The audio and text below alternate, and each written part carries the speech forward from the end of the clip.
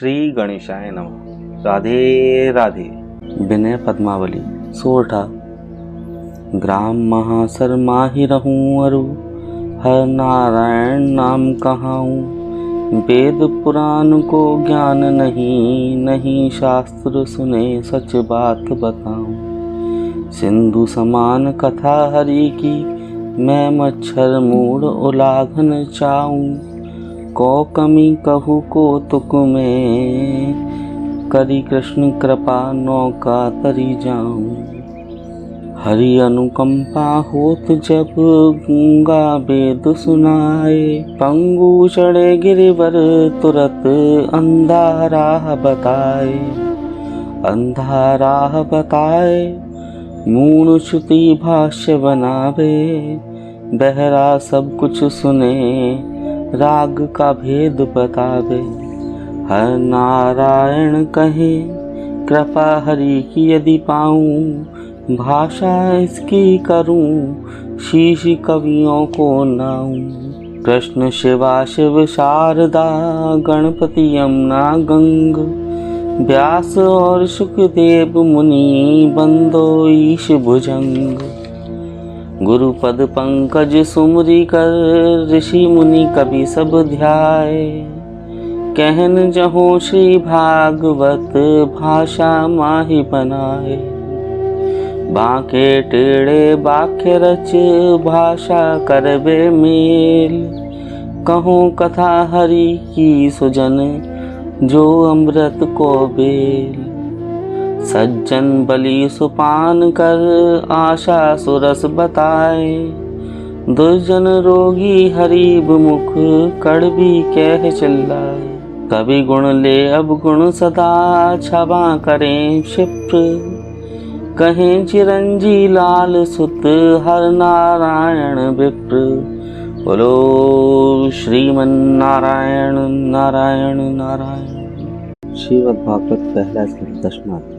श्री भीष्म पितामह का भगवान श्याम सुंदर की स्तुति कर और उनके ध्यान में लवलीन हो शरीर त्याग। इतनी कथा सुनकर सूत जी कहने लगे कि हे शौनकादिक ऋषिश्वर, इस प्रकार भीष्म पितामह ने युधिष्ठिर और द्रौपदी को बहुत सा ज्ञान देकर श्री कृष्ण जी की बहुत प्रकार से स्तुति की और फिर उनसे प्रार्थना कर कहने लगे कि हे भगवान कृष्ण, जिस प्रकार आपने मेरे सम्मुख बैठकर मुझे बिना कष्ट दिए दर्शन दिए हैं, उसी प्रकार मेरे प्राण छोड़ने तक आप मेरे सम्मुख बैठे रहिए, जिससे आपके चरणों की कृपा से मैं सर्वदा के लिए संसार के बंधनों से मुक्त हो जाऊं, क्योंकि आप बड़े दयालु और भक्तों का कष्ट हरने वाले हो।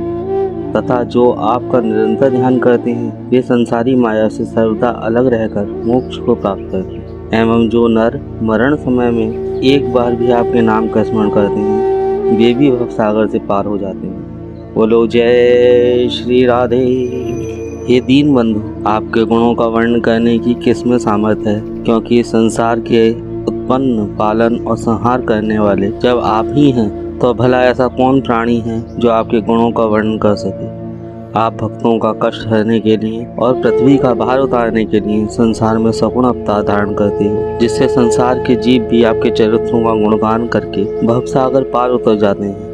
तथा आपकी भक्तों पर इतनी कृपा रहती है कि जिसका वर्णन नहीं किया जा सकता। बोलो जय श्री राधे। इसका उदाहरण मैंने भली प्रकार महाभारत में अपने नेत्रों से देखा है। अर्थात भक्त के कार्य की सिद्धि के लिए आप सारथी बनकर अर्जुन के रथ को चलाते थे, और जिस समय मैं अर्जुन पर बहुत पैने बाण, जिनके लगने से काल भी नहीं बच सकता, छोड़ता था, उस समय आप ही उन बाणों को अपने शरीर पर ओढ़ कर अर्जुन की रक्षा किया करते थे।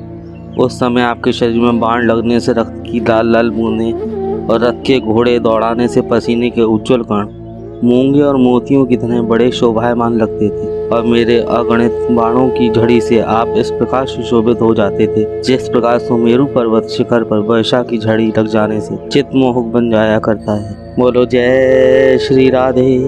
हे श्याम सुंदर, वह दृश्य मेरी आंखों के सामने घूमकर अब भी मुझे आनंदित कर रहा है, तथा आप सदा अपनी प्रतिज्ञा की अवहेलना करके सदा भक्ति की प्रतिज्ञा का ध्यान रखा करते हैं, और इसीलिए तो आपने अपनी इस प्रतिज्ञा को कि मैं युद्ध में हथियार धारण नहीं करूंगा तोड़कर मेरी इस प्रतिज्ञा को कि मैं महाभारत में आपको शस्त्र धारण करवा कर रखूंगा। रथ का चक्र धारण कर रखा था। उस समय आप बिजली के सहित गरजते हुए बादल की तरह शोभायमान हो रहे थे। हे घनश्याम, आपके समान भक्त हितकारी संसार में और कौन हो सकता है, क्योंकि आपने सदा भक्तों की लज्जा रखकर उनको कष्टों से बचाया है। जैसे ही अधर्मी कौरवों ने द्रौपदी को सभा में नंगी करना चाहा, तैसे ही उसका अनंत चीज बढ़ाकर उसकी लज्जा रखी थी, और जल में ग्राह द्वारा गज के पकड़े जाने पर जब उसने आपकी विहल होकर प्रार्थना की, तो आप उसी समय गरुड़ को छोड़ नंगे पैरों से ही दौड़ ग्राह को मारकर उसके प्राणों की रक्षा की। तथा इसी प्रकार जब जब भक्तों ने आपका ध्यान किया है, तब तब आपने उनको दर्शन देकर उनके कष्टों को मिटाया है। इसलिए हे श्याम सुंदर, आपने मुझे अंत समय दर्शन देकर कृतार्थ किया है, क्योंकि बड़े बड़े ऋषीश्वर और मुनीश्वर हजारों वर्ष जप और तप करे भी आपके दर्शनों को शीघ्र नहीं प्राप्त करते हैं। सो आपसे मेरी अंत समय यही प्रार्थना है कि आप मेरे तमाम अपराधों को क्षमा कर मुझे यह वरदान दें कि आपके चरणों की भक्ति मुझ में सदा बनी रहे। बोलो जय श्री राधे। यह सुन भक्त वत्सल भगवान श्री कृष्ण ने कहा, ए मस्त। ऐसा कहकर उनको वरदान दिया कि हे सत्यव्रत, आप में हमारी सदा अटूट भक्ति बनी रहेगी। तदंतर भीष्म पितामह भगवान का ध्यान अपने हृदय में रख और सब ऋषीश्वर और मुनीश्वरों को प्रणाम कर योगाभ्यास द्वारा अपना शरीर त्याग कर वैकुंठ को चले गए, और देवताओं ने तब उन पर पुष्पों की वर्षा की। बोलो जय श्री राधे। इति श्री सुख सागरे प्रथम स्कंदे 10वां अध्याय संपूर्णम। बोलो जय श्री हरि।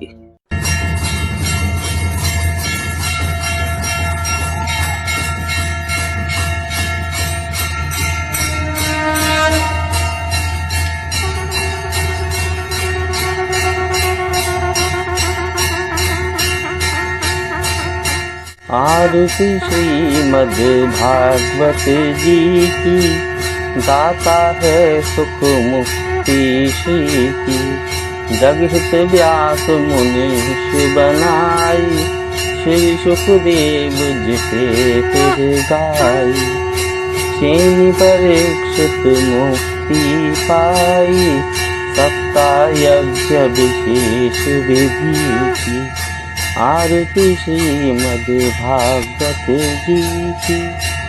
धुंधकारी से पापी तारे, दे वैकुंठ सभी दुख तारे।